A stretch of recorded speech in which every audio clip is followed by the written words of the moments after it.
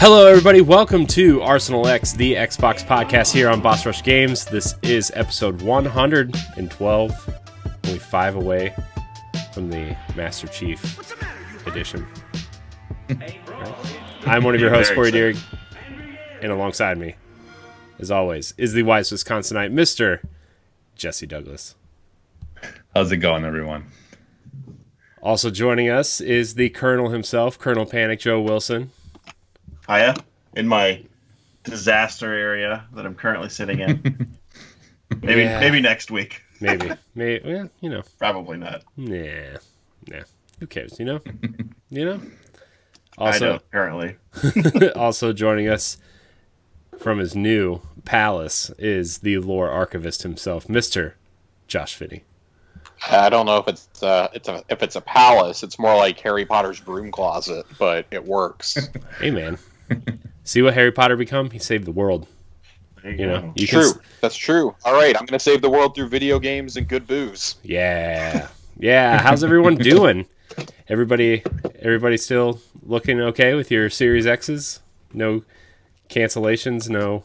Nice. I like the cup.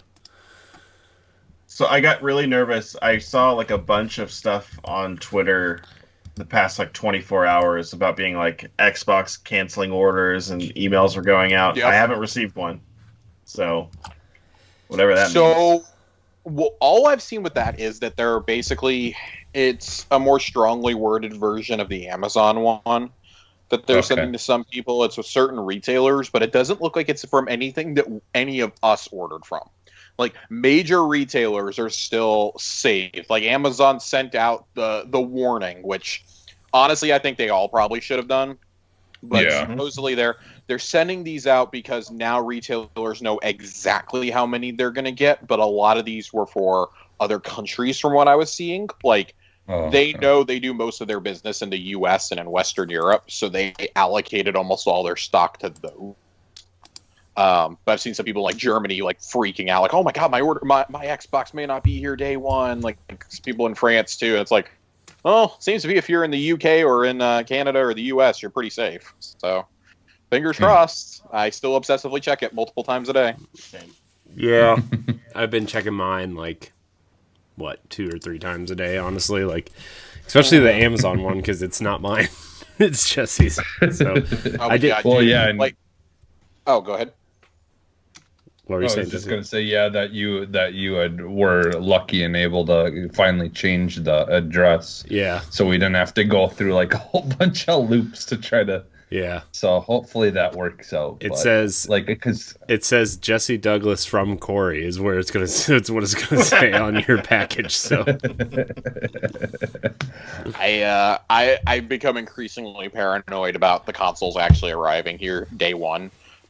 We got the Microsoft order updated to ship it here instead of my aunt's house, so I don't have to leave at all. That's awesome. I don't have to put on proper pants to leave my house.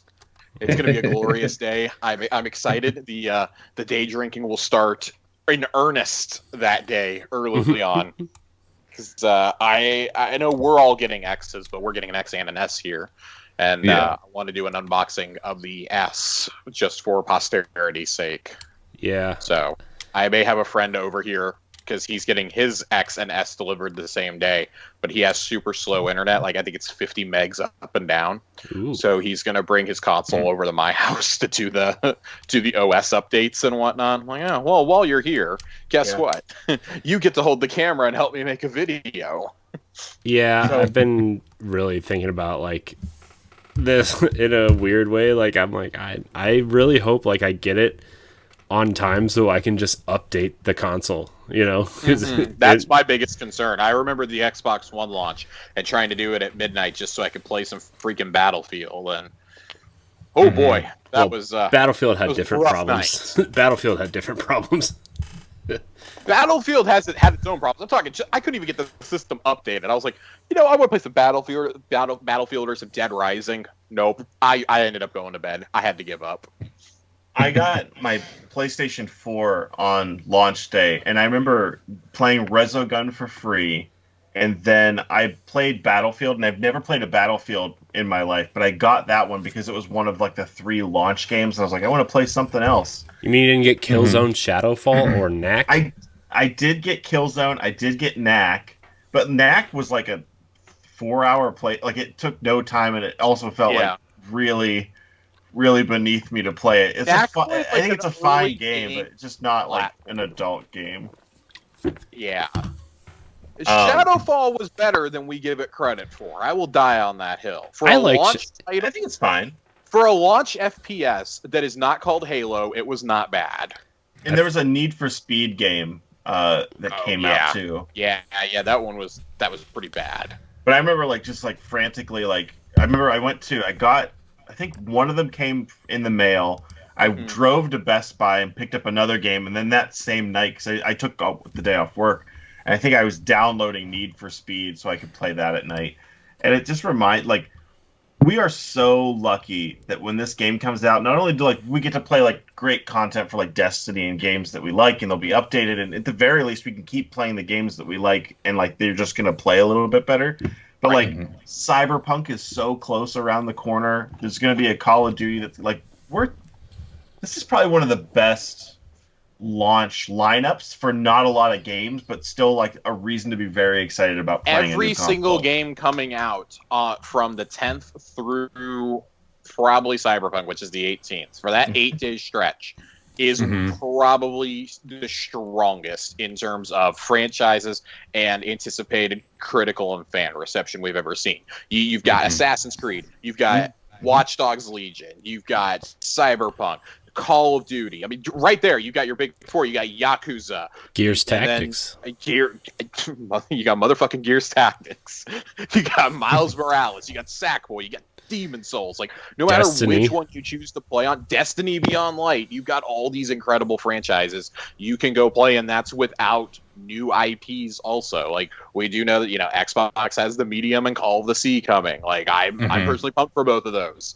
Bring it on! Yeah. Observer System Redux is coming out. Second Extinction is coming. A whole bunch of really dumb, really loud, dumb games are gonna come out, and I can't wait for it. Dirt 5. There's so many things that look really good right now. And like Joe said, you've still got the enhancements. I mean, Gears 5 running at 120 frames. Forza Horizon 4 actually hitting 60 and staying at 4K when you do that. And you're not having to compromise the performance. These are that's a bigger deal than we think it is. So I'm here for it. I know it's a big deal. I watched that Digital Foundry video 3 times. Has everyone seen it? Yeah. Now, I've seen most of it, not all of it, but I've seen most of it. Before we get into that, Joe, you did the all access thing, right? I did. Are you worried about that at all? Because I've been seeing a lot of reports saying that some all access things, people don't even know if they got it or not. So I'm not, for several reasons. So Citizens 1 is the same place that does my mortgage. So the one benefit that I had is it was really easy when I did that, and it took me to the Citizens page. I put in my info, it recognized me, and I was cool. So when I go into my main page of that accessing all my account stuff, it's there already. I can see it says Xbox. I already linked it to my payment stuff.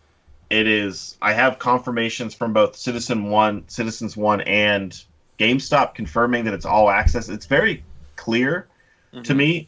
My apprehension is the fact that I think probably most of us is that it took me so long to kind of complete the process during that first hour that it's just it didn't feel as smooth as I was hoping to really feel confident in a launch window. And the other thing is that, and I'm I'll take every bad thing back, but it's coming from GameStop.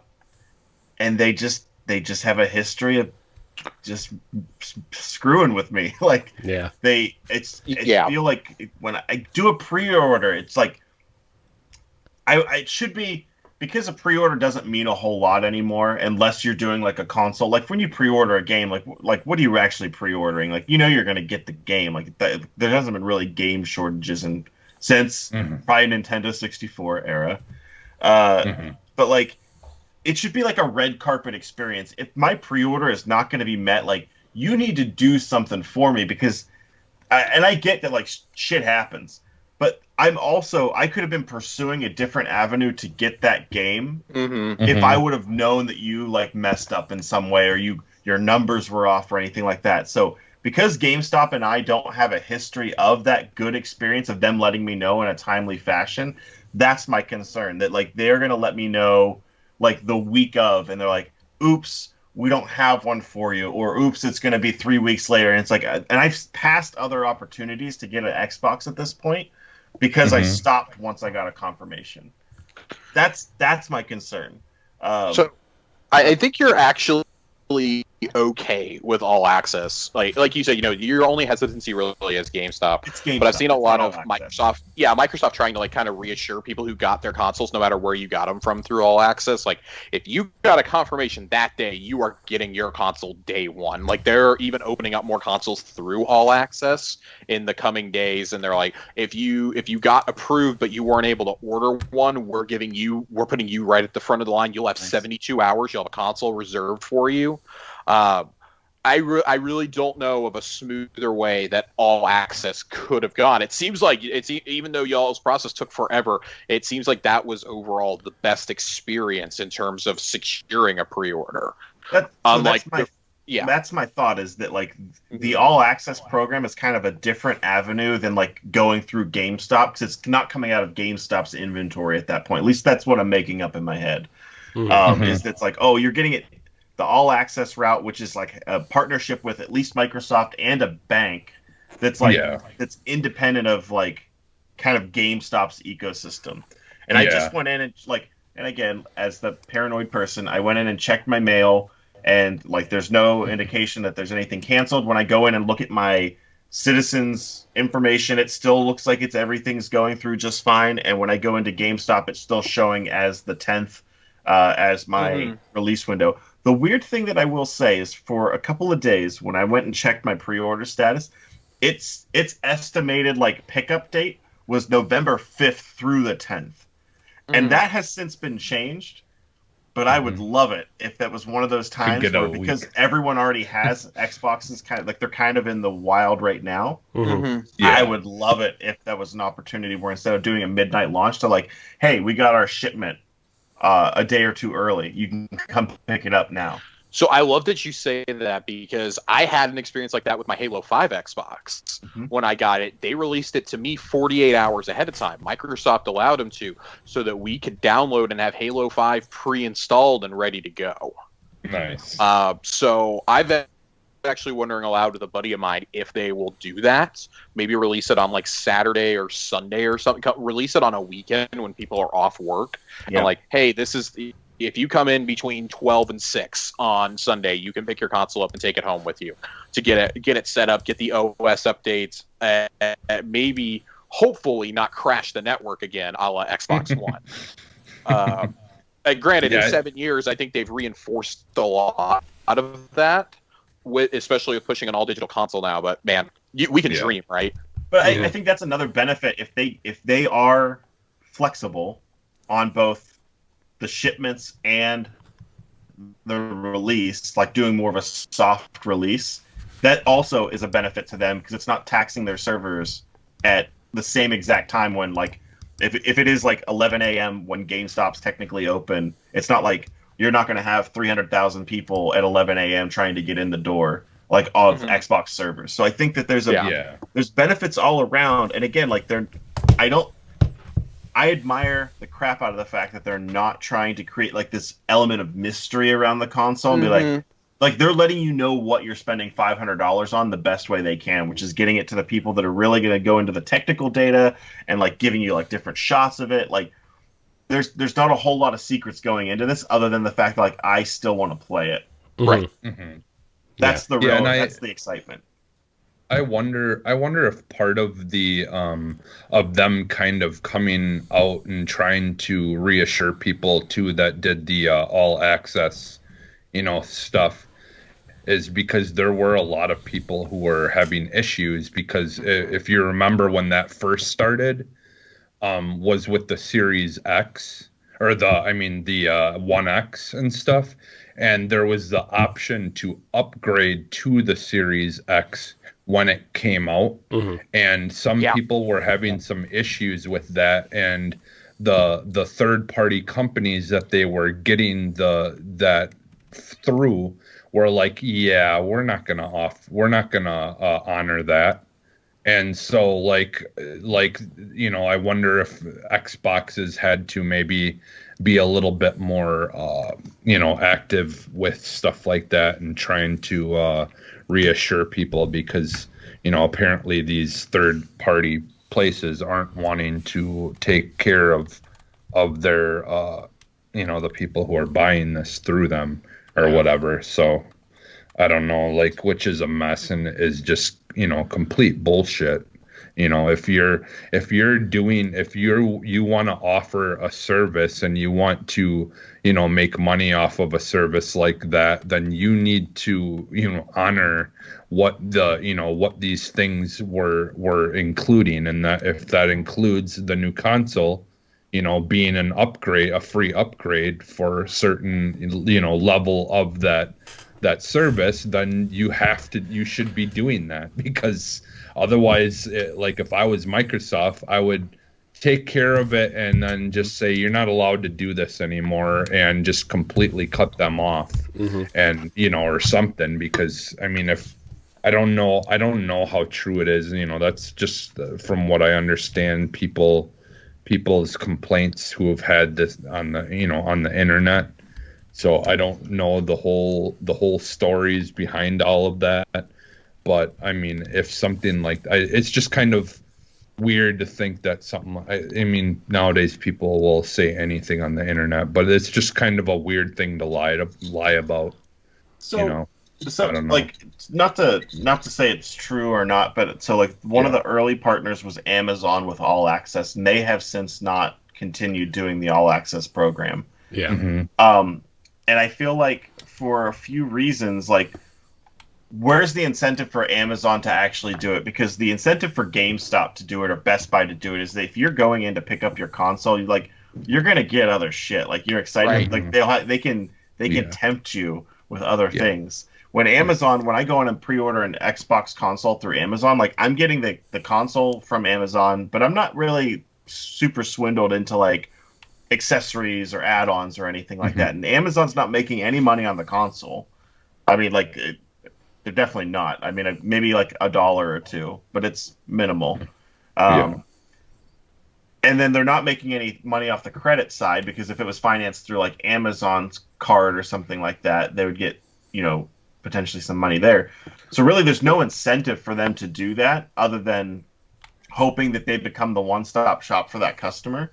So, I can absolutely see where that happened. Now, I know that Microsoft has since on their All Access page, if you have All Access, they've created a portal for you that you can manage all that stuff. So I think that there is an avenue for any All Access member to check their crap. But it would be nice if it was a little bit more consistent. And the reason why I'm going through GameStop for my All Access and not Microsoft, part of it is absolutely the fact that it was the site that was working at the time. But another part is that I know how far the GameStop is from me, but I just Google mapped it just to be like, okay, exactly how many minutes would it be from here? It's 6 minutes away from my house. The moment I can get it, I want to be 6 minutes away from it, which is an incentive for me. But yeah, I get nervous about All Access every now and again just because it's kind of foreign to me. But there's no way with how big of a deal this is for them that they're gonna that from Microsoft's end that they're gonna screw anybody over. Yeah, can we just have less Starbucks in town, and let's get some Microsoft stores more? Because I really just wish there were more. Well, I know, but that's the thing. I wish there were more of those. I wish there were more of those that had because they could easily have things that you could do there, incentives to make you want to come to that place versus going to a GameStop or whatever. If you're interested, it's the same as the Apple stores and stuff. They could have computer stuff. They could have Xbox stuff. They could have, like headsets and they could even have everything. They could even have like Samsung phones in there that showing you like like they have partnerships with these companies too that they could easily slide stuff in too. But do they? Yeah. They have since stopped, but at least once a month they would have Halo tournaments in the Microsoft stores. And like you literally just have to show up, sign up, and then you get entered to win like Microsoft points or like months of all access and stuff like that. It's pretty basic, but like they're almost doing what GameStop should be doing. You know what I mean? Like, why doesn't GameStop have those? I mean, it's not a good time to talk about that at this, currently, just because no one's going to be wanting to do that. But like, give me like, why did GameStop should have an area with like their PlayStations, like their like little test areas should be different than like just like the standard kiosk that you go into Walmart or Target and see like just like the vertical stands. Like show me like give me like the gaming TV that I want to put an OLED TV in there, just one. It doesn't have to be don't like kit the whole place out or anything like that. But give me a gaming experience. Show me what I would want to have in my home. Make tournaments that we can play. Like you just need a few monitors, hook them up to Xboxes, PlayStations, whatever. Have tournaments. Get people in the door. Get people excited to go into your store, and not make it this like. It's embarrassing. I feel like almost anymore. Like I'm gonna go into GameStop and be like, why? And be like, I gotta trade something in. Yeah. It's like, well, it doesn't feel good. Well, when I went in to ask about how many consoles they were getting, like there was 2 people working at the desk or whatever you want to call it, and like I asked them about the Series X, and the girl's like, "Oh, you mean the One X?"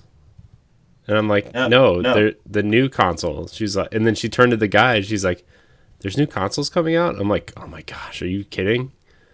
Like, shouldn't you guys have been briefed on this? This was like the Friday before these consoles were coming, like pre-orders were going live, and I went and asked about it." And the best case scenario for that story is that she is so sick of answering that question that she is like improving her ways out of that conversation about new consomes. Yeah. Like that's the best case scenario. Yeah, but there's nobody has an inside joke that you're not in on the customer. Nobody nobody was in the store. She was there playing on her phone. I'm like, yikes. Man, no wonder this store is closing. There's just too many of them too. Instead, I think I have within 10 minutes. I think I have 3 or 4 GameStops that I could go to. Close all of them into one, and then just make it a slightly better experience. I remember the last time that I legitimately would. I used to work in a mall, and I would go into GameStop on like lunch breaks and stuff. Again, no idea why, since I have time to kill. Go in and just be like, I'm gonna look and see. I'm like looking to buy something. And I remember one time I went in there to get a game. I have no recollection of what game it was. It was a game that just came out. I'm like, I would like to get one of these games. And the guy takes the case that I had brought up, opens it, puts the disc in from a sleeve, and he's like, it's 60, whatever, it's full price. And I'm like, oh, I don't want a used one. He's like, it's not used. We just opened the case to display it. I'm like, yeah, I want to open it. So like, do you have a new one? And he like doubled down. He was like, no, this is the last one we have. And I'm like, I don't want it then. I'm sorry, but if I'm paying full price for something, like I get to take the cellophane off. And as dumb as that is, like, but I don't want to peel a sticker off. That's not new. It's not new. Yeah, that's not new if it's already open. I agree. Yeah. It already had like the price sticker on it, and like if I'm gonna physically have something, like I collect records and stuff, it's because I like to display the item that I have. And I don't want a GameStop sticker on it. I don't want 50 other people to have handled it. Yeah, because if you took the cellophane off and you didn't even touch, you didn't play it, you didn't do anything with it, and you tried to sell it for new or tell them, this is brand new, I want, like my money back for it or whatever, they'd say, no, it's already open. You opened it. So it works both ways then, buddy. Yeah. I remember one time, like I did that. And like I saw a whole bunch of them in the drawer, right? Like new in cellophane. So I took the case up, right? And I was like, I want a new copy of this game or whatever. They did that, and I somebody else was like going through the drawers, and I thought they were going to grab me a new one, and so I went ahead and paid for it. They did that, and I was like, no, I want one of those new copies. And they're like, well, this is new. I'm like, no. It's open. But I'd already paid for it. I was like, well, then I don't want it. They're like, well, all we can offer you is store credit in return. I'm like, no. No, No. This hasn't left. I haven't left the building. You have new copies in that drawer right there. Yeah, I was like, trade it. I was like, give me my money back. And like, they had to like call a manager on a phone for some reason. I was like, I'll wait. I waited like 40 minutes to get my money back because they wouldn't give me a new copy out of the drawer. You don't thrive as a company by alienating and making your customers feel small, especially when you're at a point of power, because most of your customers are like a younger demographic. Mm-hmm. Like how many times kids get birthday money and like they're old enough to be like walking around the mall by themselves, but they're not assertive enough to like say I want my money back. They like someone if someone older than them tells them no, like they're probably gonna listen. It's not right. It's not great, and I don't mean to shit on GameStop because it's part of like the culture that I am in, and like they should be better than what they are. And I'm sure there's a lot of GameStops that are fine out there, and I'm sure there's a lot of people that are very passionate about gaming that work there, and everything's great. Yeah, but there's too many variables in their ecosystem, and there's too many ways that they're squeezing money from the lifeblood that would be keeping them alive right now, to really kind of feel at ease about their situation. And it's one of those things where it's like I feel like that when you get news, it's like GameStop's closing stores, they're not doing good. Part of me is like, that makes sense. Yeah, it's unfortunate, but it makes sense. Yeah, it's like I'm lucky. When you take a case up of a used game and you say I want this game, and they try to give you like one of them like shitty ones with a fake like paper in it. I'm like, case in it. Yeah, I'm like, no, I brought you this case. I want this case. If it's a used game, we need that for marketing purposes. I'm like, well, then I don't want your game. I don't want one of your shitty cases that you wrote. You're right. The marketing worked. I would like to have this. Yeah.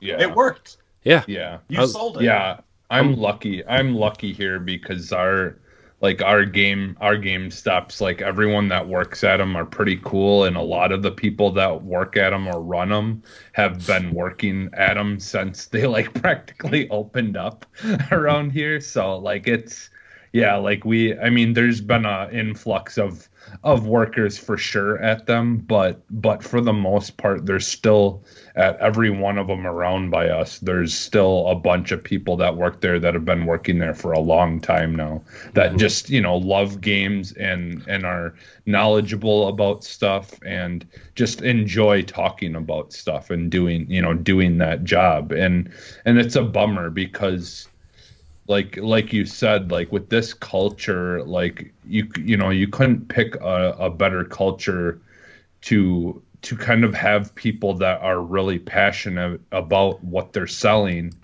and you could easily make it so much better of a place to want to work and for people to come. But it's just, unfortunately, it's one of those situations like that happens a lot where the people who are at the top, who run these places and own these places, they don't know a damn thing about the actual business itself. They don't know anything. All they know is money and numbers, and that's all that they really care about, and it's unfortunate, that makes it like, think about how lucky we are as like Xbox people to have like Phil Spencer running it now, because like at such a extreme contrast, if Phil Spencer was running GameStop, it would not be what it is, because he very clearly, whether that is on purpose, naturally, and whatever fluke accident, I don't know him personally or anything like that clearly, but Phil, if you're listening, would love to get to know you. But like, Phil's our number one fan. He gets it. I don't know if you knew this. He gets it. Like, he understands. Like, you think about, as soon as he took, like, think about the direction that, like, just enabling people that are clearly passionate about what they're doing to do what they would want to do has led.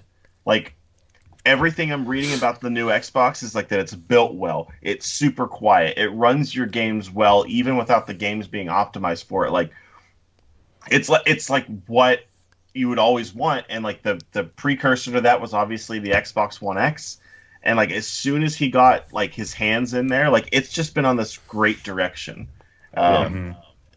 We just need people like that to be involved. It only takes one. Seriously, it only takes one person to enable people to do the right thing. Mm-hmm. Yeah, I think the culture shift that Phil has put in this company has, if it wasn't apparent to the community at large, like outside of the diehard Xbox fans, I've seen some of my friends who play mostly on Nintendo or on Sony, and they're like, God, like people treat Phil like he's some sort of rock star. And it's like, well, for so long, like he really was the face for Xbox. Like post Don Matrick and Phil Harrison, like he was in, and honestly, like it's not an exaggeration to say he saved the brand. He kept it with Microsoft. Like Satya Nadella was looking to sell it off, and Phil was like, "No, we need to." Like the CEO even said, like, I had a conversation with Phil about 3 years ago where I said, why does Xbox need to still be a part of Microsoft? Like, it's bleeding money. The One is not received well. And at that moment, they started planning for the next generation. They started the studio acquisitions. They came with the Game Pass. They started prototyping the X. They decided at that moment they were going to do 2 consoles. Like, this is the culmination of a 3-4 year plan. Like, xCloud, 5 years back, I was talking about xCloud. Like, they demoed it at Gamescom with Crackdown 3 behind closed doors. Like, we've seen this tech and we've heard about it. Now it's actually coming into the public view and the public consciousness. What they've done is build just this incredible ecosystem, but at the front of it is the character that you want leading it. Like, I'm the first person to preach corporations are not your friends. And ultimately, like, these are all business moves. These are designed to make them money. But if you could put a friendly face on it, people are more likely to spend that money in that ecosystem. And when you got people like and Matt Booty leading you, I think that makes people be a part of the ecosystem, even at the $15 a month entry level to their Samsung phone, $100 mini fridge that we all bought. I mean, think about it though. I mean, I think you're absolutely right. Think about, like, when you think of Xbox now, like, or like if you were like in the Xbox ecosystem hard, like I think like we all are, like, you know, Phil Spencer. When you think of Xbox, like, Phil Spencer's the leader. When you think of Apple right now, you're like, Tim Cook, he's the leader. When you think of like GameStop, who's the leader? No fucking idea. I have no idea who. I know no idea. I imagine it's a boardroom full of really old, crusty white people. Reggie's on the board. Reggie Fils-Aimé is on the board at GameStop now. Oh, that's right. Yeah, now he is. Reggie is the reason they sold the corporate jet. It's Reggie and like the guy that invented pets.com or something are part of their board of directors. It's like, oh man.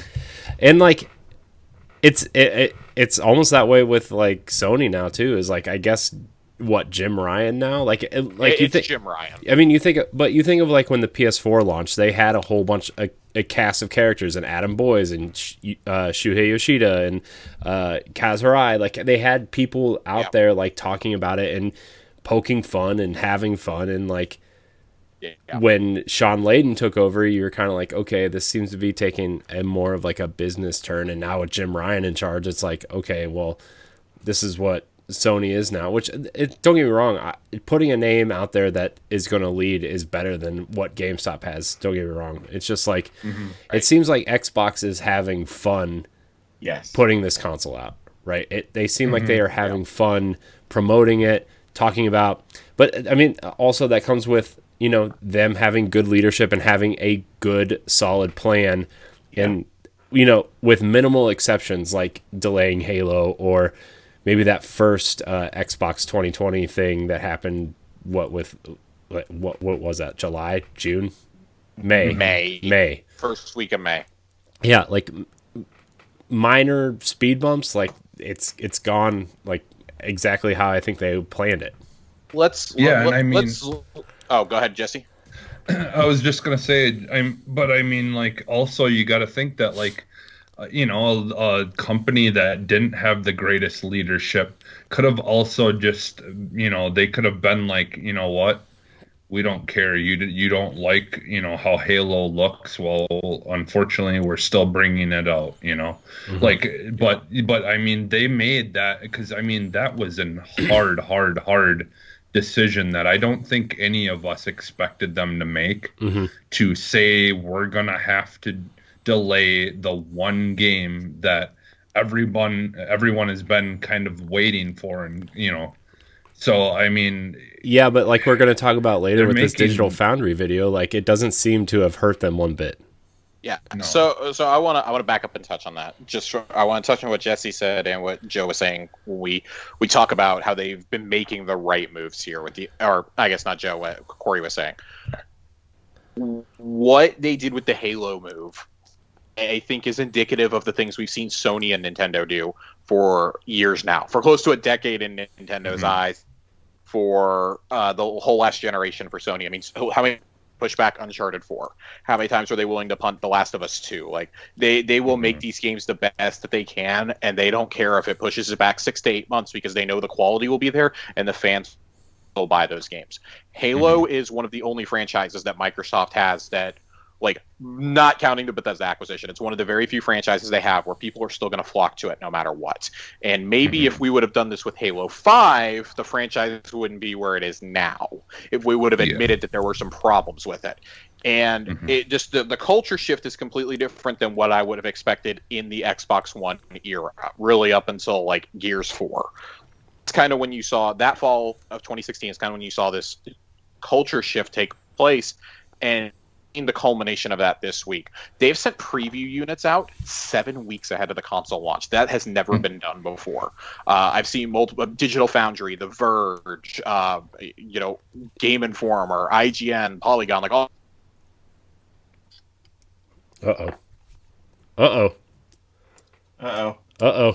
Josh Finney just looks like the picture. I hope somebody memes this picture of him on the video right now.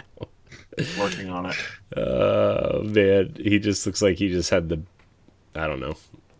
Yep. He had a good time somewhere. I have it now clipped. I will be. Good job, Joe. To Photoshop momentarily.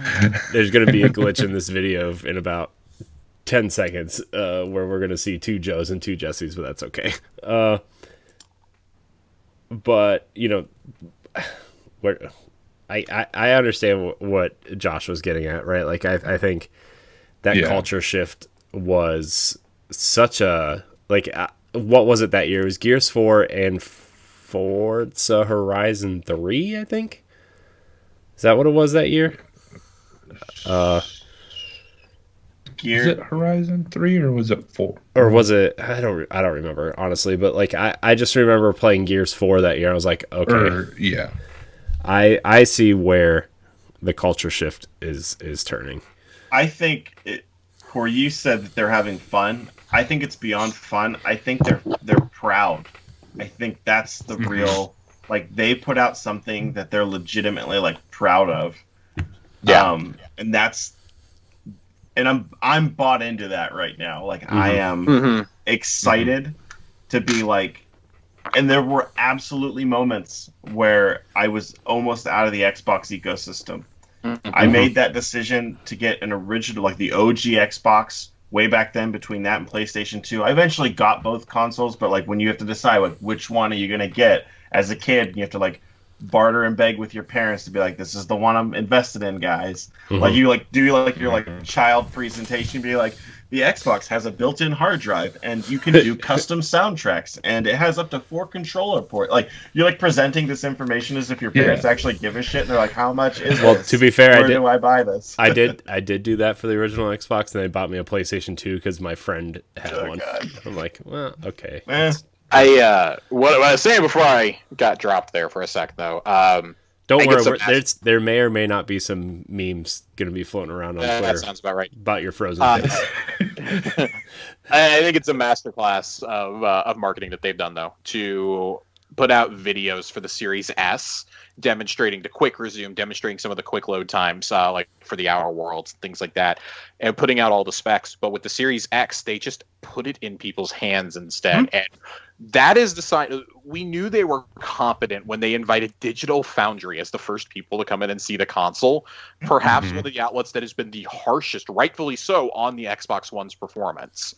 And instead, they're just like, seriously, like, no marketing speak. Like, they've still criticized some of it, but they're like, this past week, especially, they've been like, guys, this is what a leap into next generation gaming should look like and should feel like. I think they literally said on that most recent video, like, believe the hype. Like, I think that's almost a direct quote, if not a direct quote. Yeah. No, it is. Yeah. It's just incredible. Like, your base games are running so much better. We haven't even seen the optimized games. That's the craziest part about what we're going to get into in a few minutes. Yeah. Well, and so, like, one last thing too is, like, you know, and like the one thing that I look at that I've loved about you know, this year of kind of as we went along and finding more and more out about these consoles and stuff is that, you know, like, even when people were trying to, you know, knock Microsoft down for, you know, like, trying to take things and you know, trying to spin them as negative as they could, that they would just, you know, the memes and all that stuff, they would just run with them, and they'd be all for them. Like, you know, like when they had the one Microsoft show, you had the dude had the Series X that looked like a fridge in the back, you know, as his green screen picture in the background, and like, you know, like, they just went with the memes, you know, and just didn't let it affect their progress or their momentum negatively. You know, they've just rolled with it. Speaking of large consoles, not to take a side tangent, but did you see the images floating around of the PS5 sitting next to the Series X? It's shocking. Yeah, where it's like a whole, like, almost a foot taller than it. Yeah, it's huge. That thing is huge. Yeah, one thing I will note is that we've seen from the first impressions of both now is they've both been like, okay, they both look shockingly big on their own, but the PlayStation especially looks massive next to the Series X. And they're like, it doesn't look as bad once you've seen it in person and, like, put it into an entertainment center, but they're like, and the same thing goes for the Series X. But they're like, an entertainment center with a slot that big? Fitting, you shouldn't be concerned about the X. You should be concerned if this like Blade Runner-esque architecture is going to fit into your 2005 entertainment center. Luckily I have an older one where, like, the whole middle section underneath where your TV sits is, like, basically the size of the entire entertainment center. So it's like, because, like, I have but I couldn't fit it in there even if I wanted to, though, because I have my massive deep Blu-ray player that was, like, when they first started coming out, where the 5.1 surround sound systems kind of one, where it's like a whole big, you know, like, it's massive. It's, you have like, a Blu-ray it takes player? up almost. Yeah. Sorry, it's just like. Well, like I said, it was like when they first started coming out with the Blu-ray player surround sound systems. Yeah. Home theater in a box. I just, like. Yeah. I don't know if I've ever owned a Blu-ray player, honestly. Now that we're talking about this, it's always just been like the PlayStation 3 or, like, you know, like. You're right. I think I never owned a standalone Blu-ray player. Yeah. It was always it was a gaming console I owned a separate HD DVD player. I owned the 360 add-on. I still have it. It's at my parents' house, boxed away with King Kong and, like, 3 Harry Potter movies and something. Polar Express, I think, was the other movie. I made out on the HD DVD thing. I'll do this very quickly. I bought the HD DVD player on Black Friday from Walmart, and the reason why I did that is because you got 7 free movies if you bought it in the store, and then you got 5 free in the mail. Mm-hmm. So I ended up getting a bunch of movies, and I also think there was a movie in the player. It was King Kong. It came with King Kong. Yeah. And I had it for maybe 3 or 4 months. And then as soon as the word came out that they were stopping production on HD DVD players, I took the player and like my 13 movies that I had, and I went to the exchange near me, and this whole thing I think was $175 or $189 or something like that if I remember correctly on Black Friday, and I got like $400 for all the movies and the player when I traded it in. Yeah, and I was just like, great, and I went and bought a PlayStation with that money. That's when the exchange was giving you good deals on trade-ins. When it like made sense. Yeah. Not so much anymore because now it's like $2 is the most you'll get for anything. Yeah. It's There's an exchange like 5 minutes from my house. Like literally, I could probably walk there. It's unfortunate. Yeah. What happened to those places? Again, another place that like there is physical media people. Mm-hmm. Play to your audience. Don't screw them over. Make it a hub that people can exchange and find stuff that they're looking for. Mm-hmm. And just don't do what you're doing to them. I do have to. They are a step above GameStop though, because they will not sell something without the original case. At least at this one, I don't. No, I think that's pretty consistent, and they do have a nice like variety of things. And the people there, although they have a wider base to cover, so it's tough. Like, but there are people there that are interested in like vinyl or movies, or like you might not meet up with the right person with your specific interest. But GameStop really doesn't have much of an excuse because it's pretty single-minded. Yeah.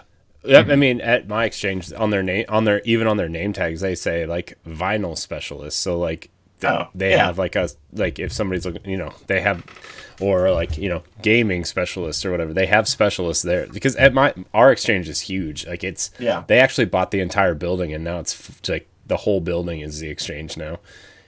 Can you imagine if GameStop had like people that's like, oh, like I know about like specifically about Xbox and PlayStation or like Nintendo, and like on like the launch day of the console, like you should have your Xbox people there, and not have the girl that doesn't know that consoles aren't coming out. Yeah, that's not a dig against women. That's a dig specifically against the person that you were referring to. Yeah. I mean, I wasn't trying to like take a dig. No, I didn't think you were. Girl it was gamers. A true story, it was just like this girl had no idea that consoles were coming out. Like pre-orders were going up in 3 days. It was like they should know what they're talking about, or at least you should have a go-to person and be like, oh, I don't know, but this is our Xbox guy. He can tell you all about the $220 expansion card. Yeah. I'm like, I don't care that the manager hired you because he probably thinks you're cute and you had a Pokemon t-shirt on. Okay. I need you to know what's happening with these damn pre-orders. I'm a 33-year-old man-child. I need to know. So. I think it's fine. All right, so I guess let's talk about this Digital Foundry video and like all these videos that are coming out about the Series X. Because, by the way, thanks to Sean for asking Phil and Xbox nicely if we could all just have one to cover. But I would say it was sweet. Nobody else retweeted it. That's okay. I feel appreciated. But there were a lot of YouTubers and influencers, I guess if you want to use that term, that have gotten them. And Digital Foundry's video is probably my favorite breakdown of the ones that I watched. That thing, man, it has ruined my Xbox One X for me. Everything I watched and read this, because I did a lot more reading than watching. I kind of like passively watched the Digital Foundry video, if you want me to be honest. I read the breakdowns from The Verge and from Ryan McCaffrey a little bit more. Yeah, I read Ryan I really McCaffrey's. like Tom Warren over at The Verge, and I read a little bit. I think I read a little bit of Polygon too. But this is how you do a preview. This is how you do a preview event for a console when you can't have people in the same room.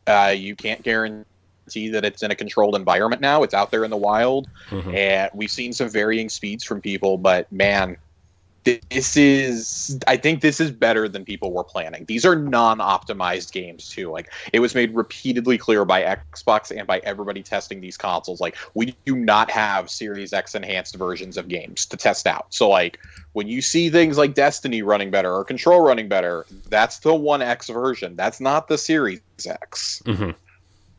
Yeah, which makes it more impressive, honestly. Yeah, I mean, they showed what they had it sectioned off on Digital Foundries. They had it like, okay, these are the games that have like, quote unquote locked frame rates. These are the ones that have uncapped frame rates. These are the ones that are Xbox One X 4K quality version or whatever. And like, they looked like they were running on PCs. Like Monster Hunter looked incredible. Hitman looked incredible. Rise of the Tomb Raider. I was like, man, I wish my Rise of the Tomb Raider experience was just like this one, because sure as hell was not. I think one of the best ones that I saw that Digital Foundry did was Grand Theft Auto 4, and they compared it to 360, Xbox One X, and the Series X, and everyone's like, oh my god, Series X finally has this game running at 16 frames. It's not potato quality. It's not running at like 22 frames a second. It actually looks good.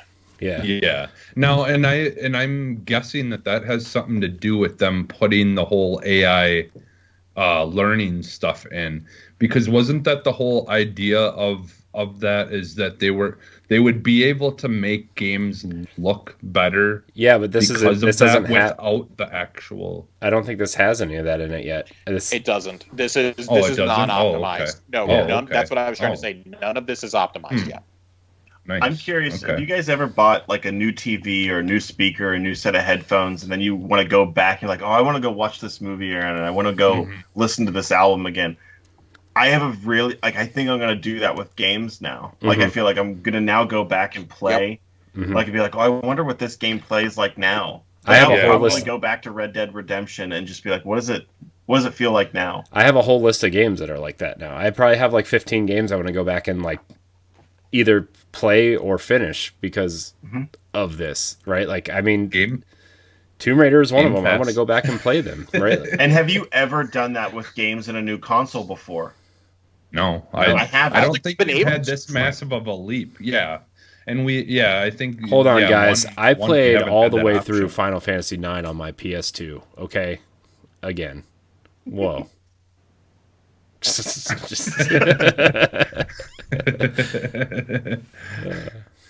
Yeah, I don't know. It's crazy. It's weird how much of a difference there is between the last generation and this one. Even like, I mean, when you look at it on paper, it makes sense, but at the same time, we're just not used to it. I think like we've gotten so used to like this, still nowhere near what a PC can do console coming out, right? Like the last two consoles, let's be honest, have been pathetic as far as what they do compared to PCs. And I feel like this is the first time where they have gone, more towards a PC performance than we've had in the past. Now, the new cards coming out and stuff, obviously, but even those aren't very optimized quite yet anyways, to especially really get SSDs. The true. Yeah, I think this is the first time that I think if you had any previous gaming PC and then the new Xbox, I think that the new Xbox, and I would say even the new PlayStation, is going to have a little bit of an edge because it's synchronized in its efficiency across the board. That even if you get one of these new SSDs and put it into your PC, you're going to have to then make sure that your motherboard can support that speed throughout. Then you're also going to have to make sure your RAM is also tuned to do the same, so that you don't have any bottlenecks in place. And since they've already done that for the Xbox, I would argue that, this will absolutely push PCs to leapfrog ahead again. And I think it's the first time that a console's done that, which is neat. Yeah. And there's been a lot of people who have been having issues running those new cards. There's things happening that they've had to try to react quickly and try to fix things, because people are just games are crashing, and they're just not you're not able to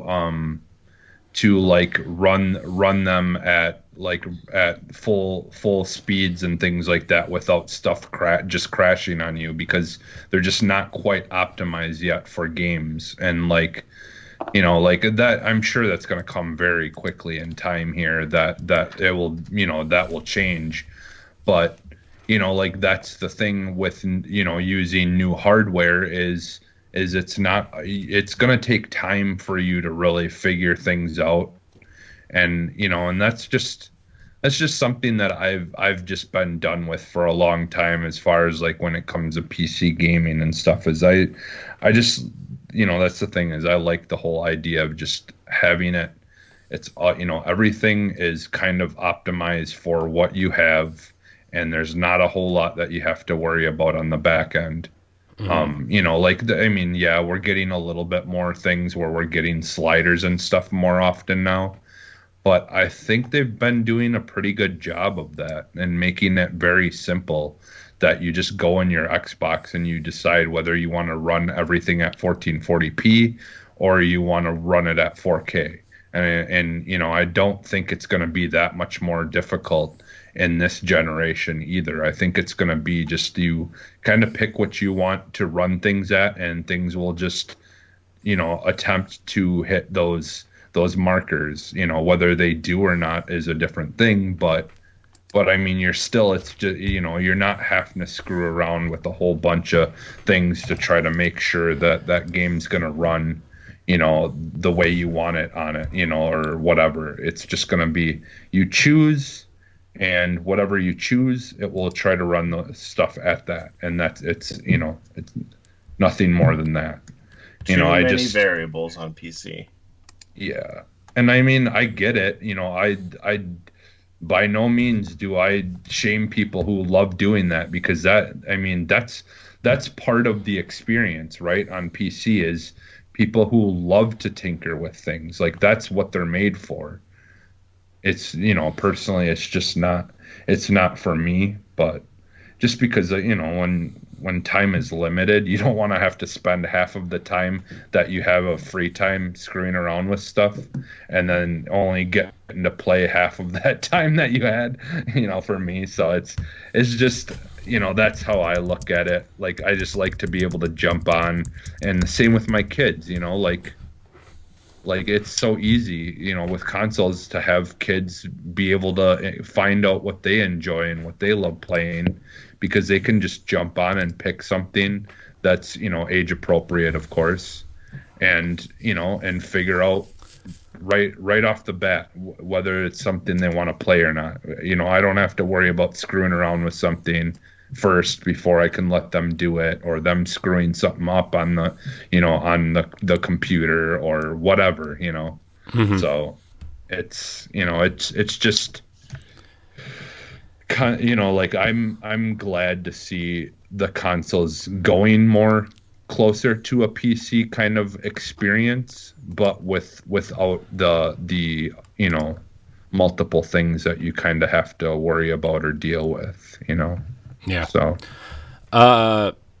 So I'm on Game Informer's Series X preview, and I know there's bigger and better ones out there, but this one just gives you a rough estimate of some of these load times.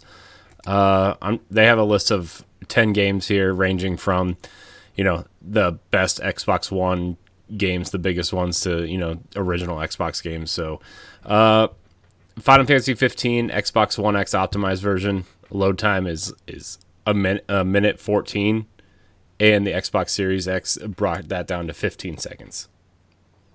Pretty impressive. Assassin's Creed Odyssey went from about 45 seconds to 19 seconds. Red Dead Redemption, almost 2 minutes, down to 39 seconds. Hitman 2 went from 20 seconds to a little over 8 seconds. Sonic Forces went from almost 7 seconds to 3 seconds.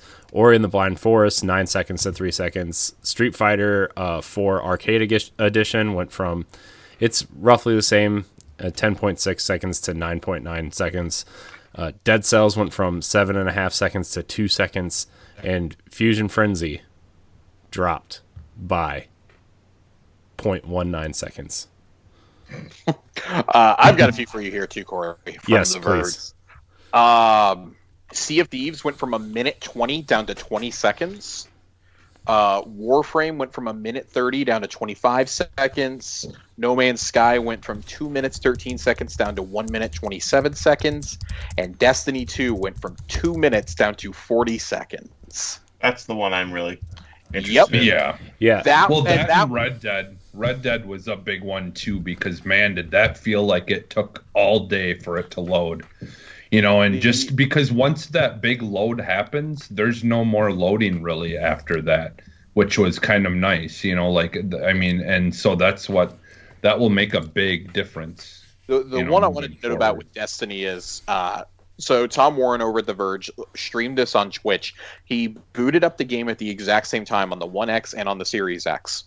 Mm-hmm. And in the time it took him to load the game on the One X, he had loaded it on Series X, picked his character, flown to the EDZ, and was running around killing stuff by the time he finally got to character selection. He says it still doesn't match what it does on PC, but this is the part where I want to emphasize, this is not the optimized version. That time will likely go down by another handful of seconds, maybe another 10 seconds or so. I don't think it'll get much faster than 25 to 30, but since so much of the assets are located online, I mean, that is just a godsend. The other day, I was getting ready to play some Destiny, and I turned it on. I went to the bathroom. I brushed my teeth. I went and got something to drink, and I came back, and it was still not to the character select screen yet. I was like, jeez. It's frankly unacceptable at this point, and if anything, this should hasten us leaving behind the old consoles, which I'm sure we'll talk about in more detail eventually on Tower Casuals. But this is the confirmation I needed. Yep, it's time. Let them have Beyond Light, and then you can buy a new console. Bye, guys. It's watching these videos and reading these articles has ruined playing games on Xbox One X for me. It has. I can't. The only game I've been playing recently is Tony Hawk 1 and 2 is because it's it loads the fastest and I can get in and just start playing, and I don't feel like waiting for Destiny at this point. Yeah. No, a lot of reviewers were all saying the same thing. Those who have a Series X in their home were I've tried playing on the One X and it feels almost archaic. Yeah. I can't go back and play on it. So all right, let's do it. Bring it on. Bring the next generation on. I think you're going to see a lot more people adopting a lot quicker. Now that reports like this are already out 5-6 weeks before the console launch, people are going to be crap, I got to try and get one of these a lot faster than I was planning, don't I? Yeah. And then I tried to go in and play Switch, and that was even worse. I'm like, oh gosh. I was like, okay, I guess I'll run around in Breath of the Wild for a little bit. Oh, I guess I'll play some Mario Odyssey for a little bit. I guess, and it's the load times there are still oh, jeez. Well, and on top of that, not only are we seeing the frame rate videos, we've seen them testing quick resume between some of these games. It takes on average probably 10 to 12 seconds to swap between a game, and that's not bad at all in my opinion. To swap between games. Yeah, to swap between games to something that's already in progress, because I can't tell you the amount of times I've been playing a single player game and I've gotten invited by friends to come jump in and play some Jackbox or jump in and play some Destiny. Hey, we're going to go play Trials. We're going to go play Iron Banner. You want to come play with us? And I'm like, no, because I don't want to have to save this game, shut it down, boot up another one, and I sit there for 3 or 4 minutes. Y'all could get through a match in the time it's going to take me to load up, go to the tower, bounty up, etc. Now you're telling me I might be able to hit the tower and bounty up within a minute of accepting that invite? Bring it on. I'm so much more likely to do that. And then, hey, we get done with those matches because inevitably nobody wants to hang around more than 45 minutes. I go right back to what I was doing. You think loading into spaces now, not just loading into the game, but loading into the EDZ or I guess the Cosmodrome now or the tower, you think it's going to take a lot less time now too? It took about 5 or 6 seconds for him from the second he saw from the countdown ending to him being in the EDZ. So I saw jokes going around. Feel like fast travel. Well, I saw jokes going around that the biggest losers are going to be phone companies because we're not going to be texting and surfing anymore in our off time. Because I even wondered that a lot. It's like, when am I going to respond to texts? Like, I rely on those long load screens between multiplayer matches or loading into a public space. Like, okay, I guess I'm going to have to be like, all right, guys, like, you got to hold up for 30 seconds because I still got to respond to this message. Like, Yeah. Yeah, and now people's downtime in between games are going to be, because of the quick resume, they're going to be playing another game while they're waiting. when am I supposed to take my bathroom breaks, Microsoft? It's neat that I'm excited about the console. Yeah, I feel like this is really the first time we've been excited about hardware since maybe the 360. Like, I would even say, like, I was mostly excited about the game I was going to play on it, and at that point, it was like I'm excited to play more Halos. Yeah, like that was the big deal. At launch, it was like I was 13 when that came out, so I'm like, that was like the first console cycle I really got to feel the hype of. I remember Elijah Wood revealing it online or on Spike. On Spike TV, I guess. Yeah, I remember and I'm like, why is Elijah Wood doing this? And that's what he was saying too. Yeah, because I remember seeing the GameCube from E3 2001, and I mean, E3 coverage was like 2 months behind. So. Well, Lord of the Rings was pretty big then, right? I mean, that's when those. It was, but still, like, come on, like in terms of that's back when they were trying to use celebrities to promote everything. Mm-hmm. It would have been cool though if you would have just threw it in a volcano. I remember when like the Xbox 360 was coming out, like. I was like, oh, cool, Perfect Dark. But I still wasn't thinking about the console, right? Like, I think I was still more excited to play God of War on my PS2 than I was, like, I Cameo say or excited Perfect about Dark. the console, not necessarily in terms of the hardware, but I will never forget the feeling seeing the blades for the first time and realizing what a console UI really was. Because, like, I played some of the original Xbox, but I had owned a GameCube that whole generation. I never owned a PS2. I never owned an OG Xbox.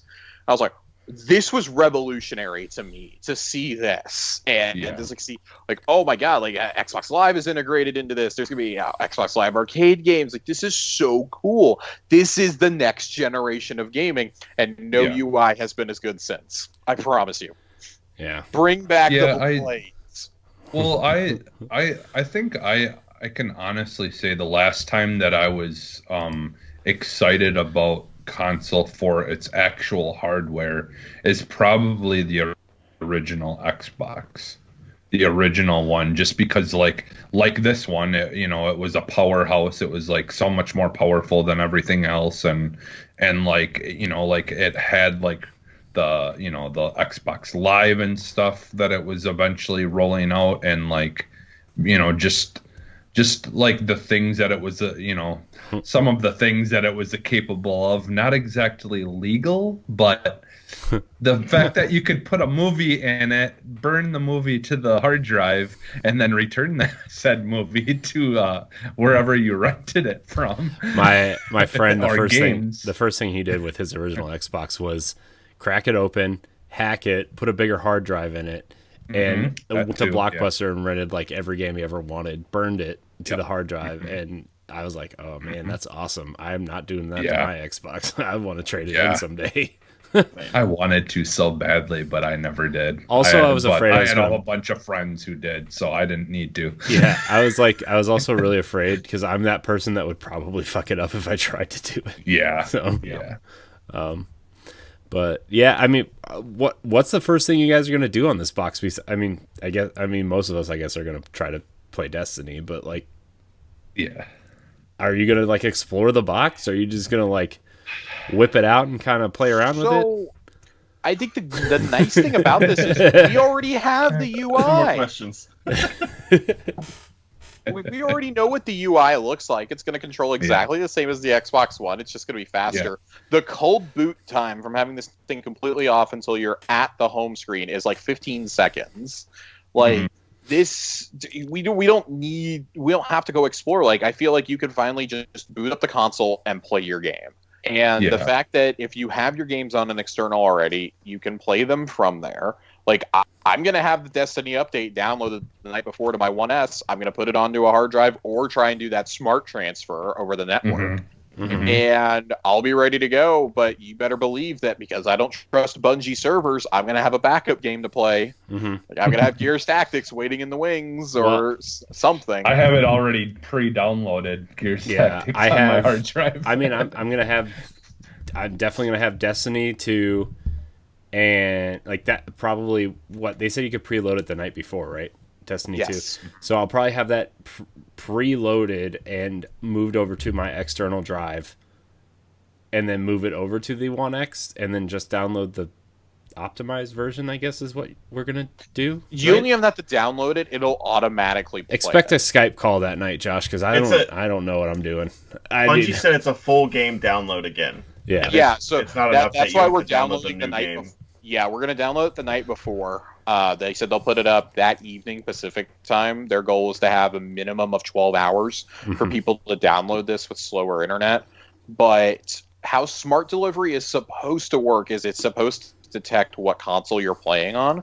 So if you move hypothetically, if you move the game file off your external onto your Series X, it'll detect you're playing on Series X and it'll just auto download that stuff from the cloud. Like there won't be an extra step needed. That's my interpretation, at least. And that I feel like that is one of the few things they really need to clear and clarify before launch. Mm-hmm. And I feel like we won't get those answers until the preview units are allowed to play the enhanced versions, which I strongly suspect is coming in the next week and a half, maybe. Mm-hmm. Yeah, there's some like minor things that I still have questions about. Like I wonder if it's going to support. I would imagine it would have to by now, but if this console is going to support USB headsets and things like that. They did say all of your Xbox One accessories will work with this, right? Yeah, but the Xbox One X doesn't support USB headsets. So I'm wondering if that's going to be something that they will do now on this, because like especially with the whole idea of this 3D sound stuff, a lot of headphones don't get the 3D sound stuff unless you're using the USB dongle that they come with, because a lot of the software is baked inside of that part of the dongle. So I'm just wondering like if they're going to do that support if they're the gonna USB part of the mics, if they're gonna do headsets. If they're gonna do that 3D audio stuff, they don't have an optical cable, so how else are they gonna do it? So Astro I have has an answer. confirmed that Astro confirms that they'll be doing USB audio. So I have an Astro A50. I have the whatever the most recent one is, Gen 3 or Gen 4 A. Yeah. That's what these are. Okay. And right now it's hooked up with USB for the chat functionality and optical for the game audio. Okay. But yes, they announced, it was a few months ago now, that there'll be an update sometime the week of the release for the firmware of these, and everything will go through the USB, and they said there's no problem with all that information going through it. And I can do the Spattle audio, and I can do the Dolby, I don't know if it's Atmos, but it's definitely a Dolby. It's Atmos. It is? Because I got a code for like a free download for like the app or whatever. Or a subscription for it with the headset. Yeah, because Series X, the Series X lineup brought the Dolby Atmos to Xbox for the first time, and so like that's what I used. I paid for it or whatever. It was like $6 to enable it or something like that. Yeah, Series X will support both Dolby Atmos and Dolby Vision. First off. Yeah. Which is amazing because the Dolby Atmos is like it comes free. It comes free with my Samsung phone. Like it's just something I could toggle on and off without having to pay anything for it. And I'm like listening to music and stuff, like just toggling it on and off. It makes such a difference, and like just how things sound, Yeah. All right. Well, before we get out of here, just kind of want to talk about what everybody's playing now that we've kind of gone through. Unless anybody has anything else they want to talk about the box at this point. I got one last thing relating to game transfers and whatnot. Jeff Grubb over at VentureBeat did test out. I believe it's VentureBeat tested the different speeds of how long it'll take to transfer a game from certain externals. He tested this with Assassin's Creed Origins, which is a 49 gig game. For him to transfer from the internal SSD to an external SSD took 4.5 minutes. To transfer from an external back to the internal, again, SSD, took 2 minutes and 18 seconds. And then he also tried it with an external hard drive to the internal SSD. To transfer out to the external took 10 minutes and 30 seconds. The transfer back to the internal took 7 minutes and 46 seconds. That's significantly faster than with the One X right now. Because one of the guys I watch on Twitch transferred Gears 5 between his One X and an external hard drive, and it took him 45 minutes to transfer that game. Yes. So even if you're just using a USB 3.0 regular hard drive and not an SSD, you're still going to get some pretty darn good speeds. But you're still probably way faster to do it through the network, because I want to say that it's way faster than that for me to download a game of that size to the hard drive. All I'm going to say is I have gigabit fiber, and I cannot download a 50 gig game that quickly.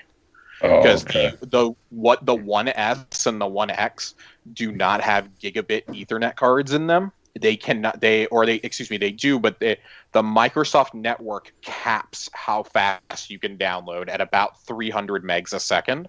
Okay. So it'll display that, but it's not actually going that fast. I did Star Wars Squadrons last night, which is a 23 gig download, and it took me somewhere in the neighborhood of about 15 minutes or so. Mm-hmm. And that's with it going full steam ahead, full power. The jet engine was getting ready to kick in. So it's definitely your prerogative. Like, if you want to re-download, cool. Like, if you don't have a data cap, like, for me, sure, I can just set it to download if I want to, and I probably will. But I also don't want to be sitting there fighting with the servers, for example, with Destiny the day it comes out, trying to download that and a UI update. But this is good news. Like, if you want to cold store your Series X games on an external drive and transfer them over, there's good news no matter which avenue you go. Yeah, I think I'm going to try to. I'm going to try to keep a lot of this stuff on the internal drive. I am too. I'm using this mainly for my backwards compatible games. Yeah. Grand Theft Auto 5, looking at you. You can live on that external drive for a year. All right. So, speaking of Star Wars Squadrons, what's everybody playing these days? Star Wars Squadrons. Yeah. How is it? I played that first mission a little bit, and I got so confused on how to drive these TIE fighters. I'm like, oh my gosh, I can't. Am I spinning? Am I going forward? Am I slowing down? I can't tell. I wrecked into the Star Destroyer. I'm like, I'm really bad. It's definitely so I don't know if I call it a steep learning curve, but from what I've picked up on, the campaign is one gigantic tutorial. Like, it's a good storyline. It's a really good storyline. And of course, it's dual perspectives for both the Empire and the New Republic. But the fleet battles and the multiplayer is really where the sweet spot is for this game. We loaded up last night, 4 of us did, and it gave us an AI 5th player, I think. I don't know if it gave us an actual player, but you can set to do fleet battles against the computer. And even on easy, we were getting our asses handed to us. Every time we thought we were doing really good, they just came like roaring back. But we never got mad or frustrated, which was the thing. Like, I fully expect to never, ever win a fleet battle. But I still had a lot of fun, and I think $40 is a perfect price point for this game. Yeah. It's $35 if you have EA Play. Which, if you have Game Pass starting November 10th, everybody does. So right. If you do have EA Play, worth noting, you can get the 10-hour trial on this. You can only play the first mission of the campaign, so I'm not sure how long the campaign ultimately is going to end up being. I've only played the first 2-3 missions or so. you can only play the first mission. It was a little frustrating, so I ended up just buying the game. So I was like, I enjoy this, and I really want to play the whole campaign, if nothing else. And a whole bunch of my buddies were like, oh, we're going to all buy it too. So cool. A whole bunch of idiots who can't fly at all are crashing into one another and kamikazeing Star Destroyers. But the customization... Okay, the customization is just, it's not just cosmetics or like customizing what's in your cockpit. Like you can, all your weapons, your thrusters, your hull, like your speed, all that, like you can upgrade all these things by using upgrade points on every one of your fighters. I do kind of hate that you're limited to only 4 fighters for each faction, and there's only 2 factions. So this definitely feels like a game that they wanted to put out and be like, all right, if they enjoy this, we can introduce some more starfighters, or maybe just like a different era a la Battlefront 2. I would love to see a Clone Wars update for this game personally, where just like there's no story, but hey, fleet battles, here you go, like Republic versus Confederacy, or First Order versus the Resistance. I would love to see some of those in here. Heck, dip into the old EU. There's so many cool things you could do here, and I would not mind paying for some expanded content, especially when I only paid $35 for this game. It's a great price point, and short of Fallen Order, it's the second best Star Wars game in the last 15 years. Wow. So EA that bar's not very high though. Yeah.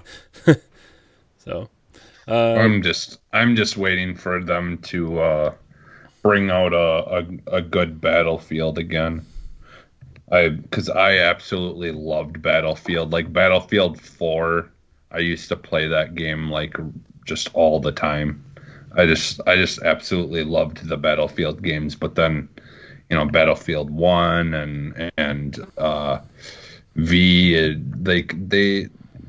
they were okay, but they just didn't, they weren't getting me. Like I realized that I have to have the more modern warfare type stuff, like I just wasn't getting into the old throwback stuff at all. So yeah, I think at that point, like people wanted something different for so long, and then when they finally got that World War II stuff from even from Call of Duty and Battlefield, they're like, maybe not.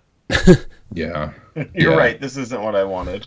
Well, I think the thing is it worked well on a smaller scale. So like I really enjoyed World War II, the Call of Duty game. That game was pretty good. I enjoyed that, but like doing it on the Battlefield level of the massive maps and stuff just wasn't really doing it for me. Like I felt like if I really wanted that experience, I was better off just going back to playing 1942 again, which I do play occasionally. I just hop in there and you have your 4 classes and you pick which one you want and you just run out there and, it's very simplistic, but it does the job. It's fun, but yeah, I think it just, I think it's just when you're so used to having like all these different kinds of attachments and all the fun parts about like customizing your character. Like the new Modern Warfare has done it by far the best. Like there's just so much customizing stuff that you can do on that game that it's just insane. But it just doesn't work with those eras of warfare because there really wasn't a whole lot to customize on the guns. I mean, like it just doesn't really have the thing there that I think really makes the experience exciting. So yeah. Joe, you playing anything? So I have played through, and I don't know why I started, but I finished it within a couple of days. Was Crackdown 3. Nice. Oh, nice. It was on Game Pass. I never played it. Downloaded it. Got hooked enough to go and collect a bunch of orbs. Mm-hmm. And it's fun as long as you don't invest too much time, and as long as you're playing it on don't spend like real money on it. Yeah. Just the Game Pass bucks. I literally, as soon as like the credits rolled, I deleted it, and I'm like, that was good for that. And I downloaded Squadrons today, and I started to play it. I'm not sold on it yet, but I've only played the first 2 missions, where it's like you're once playing as the one, and you switch to the other side. And I was like, okay. I was like, it feels like a lot of the other stuff. It looks cool because it looks like a new Star Wars cockpit game. It'll take me some time if I get into it or not. I'm skeptical right now, though. But everyone's telling me it's great, so I'm assuming it's just I haven't got to the part that I like yet. But that's what I'm at right now. Nice. Well, I think in like flying stuff in games, I never have been good at the flying part. Like again, like I said, like I when I play Battlefield, it's either the tanks or I just go on the ground. I don't do the helicopters. I don't do the planes because I don't know how to like fly over something, and bomb it at the same time and without crashing. So I just don't even bother. I wish Star Wars Squadron had a third-person mode. I think a third-person mode, and I think that like there should be just like it should be more vehicles than it should be like space battles. Because I would love to be in like an AT-AT or an AT-ST or any like the ground stuff. I think would be fun. Yeah. But then you're getting into Battlefront territory. Yeah, just like, I was gonna say like that. I just feel like that at that point you might as well just be playing Battlefront. But this is all. I might invest some time in it tomorrow, but ultimately, once Festival of the Lost comes out on Tuesday, like that's probably going to be my grind for the armor. Yeah. Jesse, what are you playing? I actually played a couple of things. I played a little bit more of Battletoads, and I'm still really enjoying that game. It's very entertaining. I want that cartoon. Where's that Cartoon Network cartoon? I know. It's the characters are just good. I don't know, man. I think they did a good job on that game.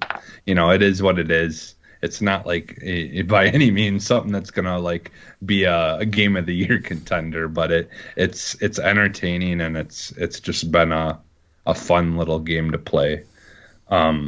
Yeah, I played that, and then today I just was like, you know what? It's been forever.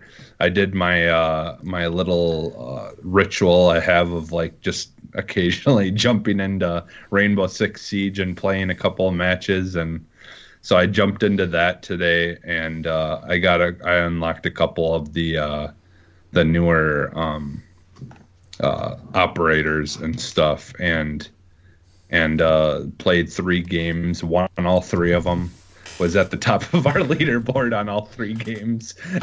I'm just like, oh, well, that was a good experience. I'll shut that off now. I stop while I'm ahead. I won, and then I went. We're good.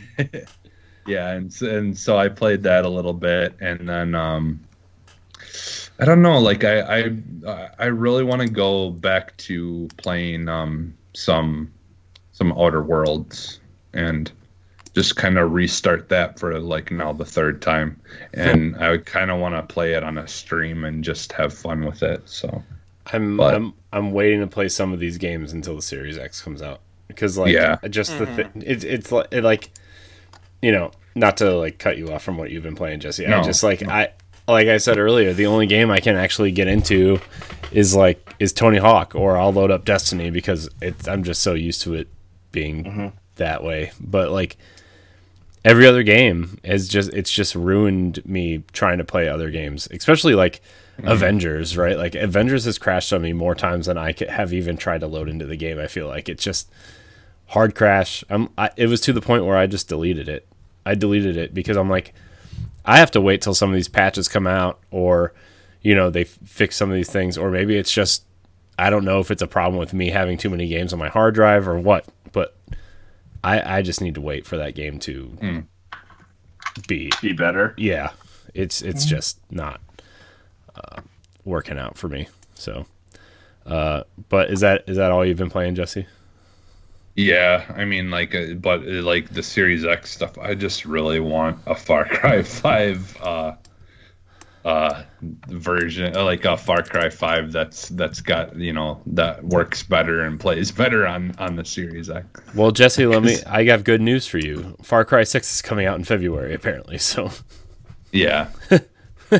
Yeah, but I just really like 5. I wanna play that game again. I love it. Well, I've had so many funny and fun experiences playing that game. I'm sure it'll run better on the Series X. Yeah, like, I mean, yeah, judging by I want all it the to like videos. look better and all that too. So yeah. Yeah.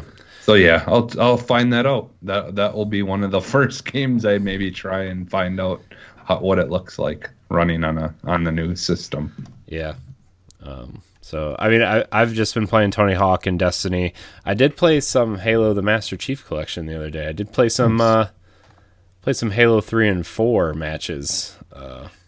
I still get my ass handed to me in Halo 3. Yeah.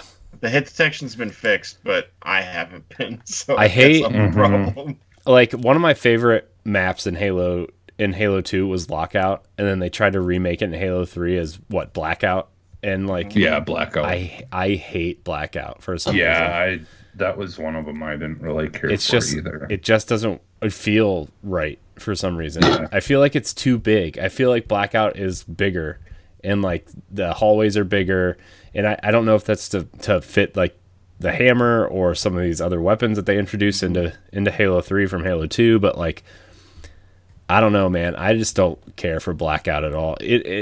I would like just let me play like Guardian or something. Let me play on Guardian, or I don't know, but still Halo 3 is still like it brought back a lot of memories for me specifically.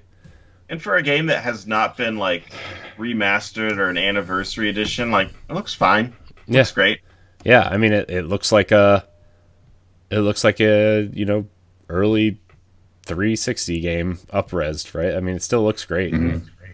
Yeah.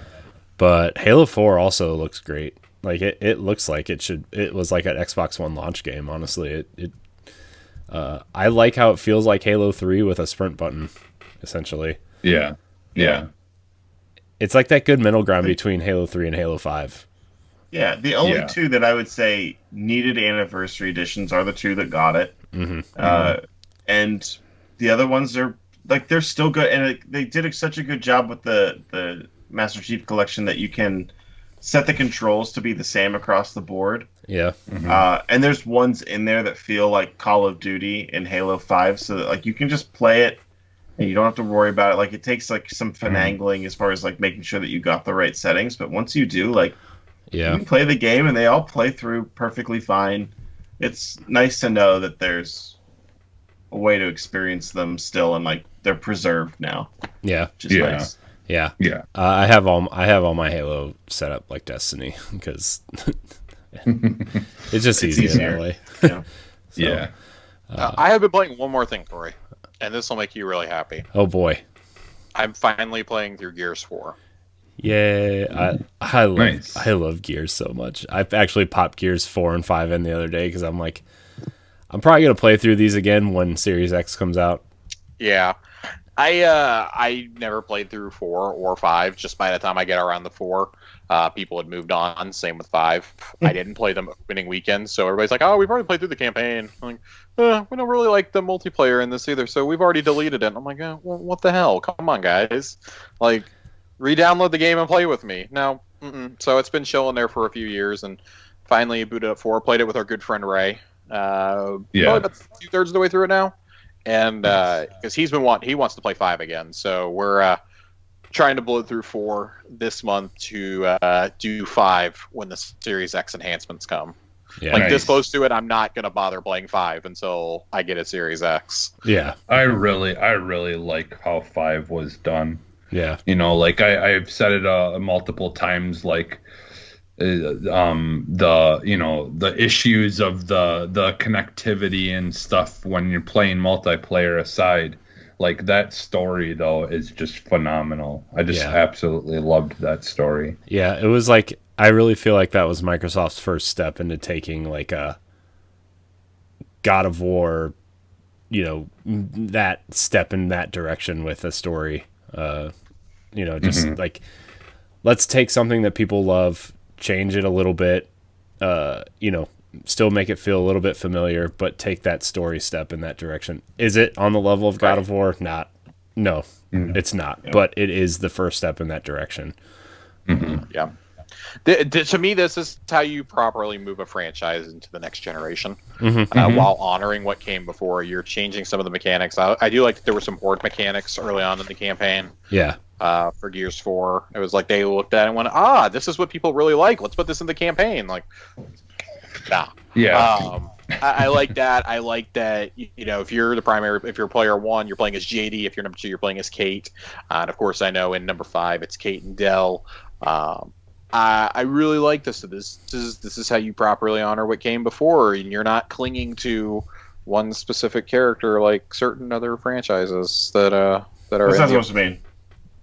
So you mean like giving you extra content and then saying, hey, if you want to play this on the new console, you got to pay for character evolution here, and we've passed off while still letting the old generation hang out with us. I do think Marcus looks way cooler in 4 than he did in the original trilogy, though. I like old Marcus a lot.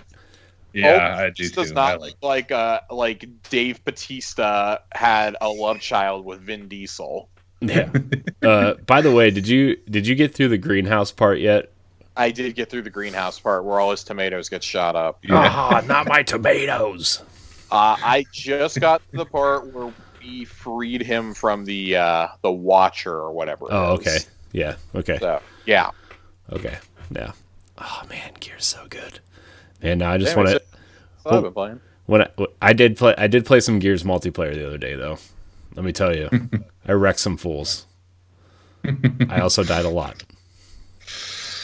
But my favorite experience is still that one that I made into a clip where when I was playing multiplayer and these two guys were just, they downed me and they're just like back and forth, like, like pretending like they're doing stuff to me and just fooling around. But I revived myself and then I rolled back, killed one of them instantly, and then almost, I think, killed the other guy, but then someone else finished me off.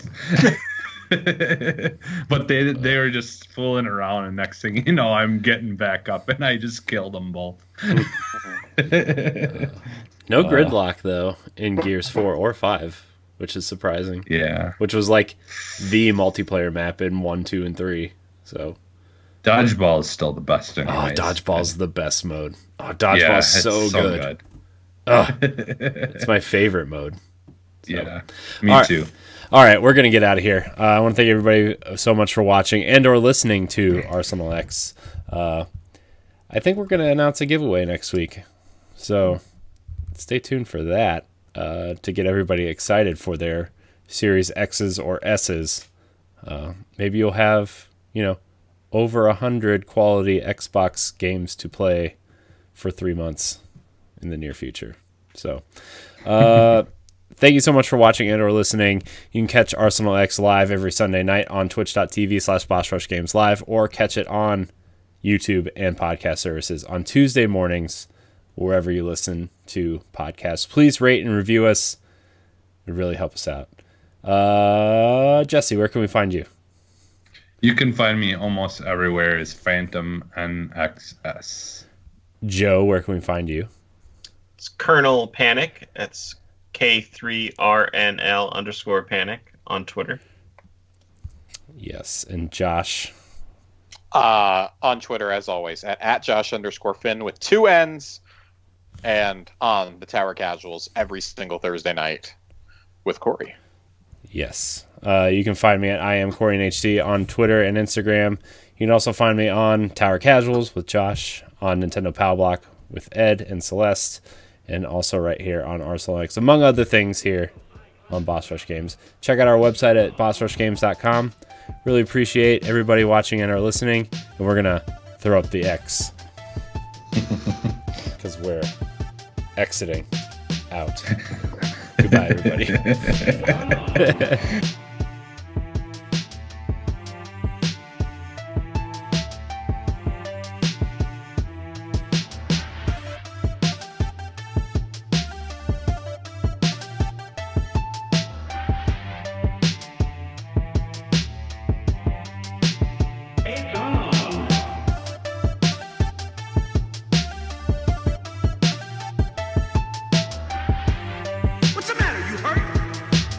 A brawl is